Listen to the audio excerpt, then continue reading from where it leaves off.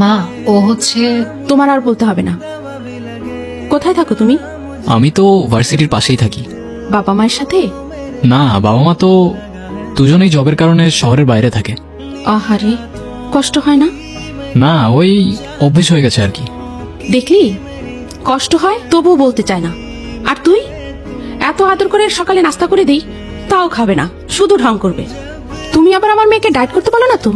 আরে না, ও তো আমরা যখন ক্যান্টিনে খাইতে যাই তখন ওইরকম ঢংই করে। কই, মিথ্যা কথা বলছ কেন? যখন কোথায় করি, আমি ঠিক মতোই খাই। আচ্ছা, যাই হোক, কি করো তুমি? আমি তো সফটওয়্যার ইঞ্জিনিয়ারিং করছি। সেটা তো জানি, কিন্তু আর কি করো? আর তো তেমন কিছু করছি না। বুঝেছি, বোরিং ইঞ্জিনিয়ার। ফ্রি টাইমে গল্প লিখি। ও মা, সত্যি? এই না হলে ছেলের মতো ছেলে। আমার মেয়ের চয়েস আছে।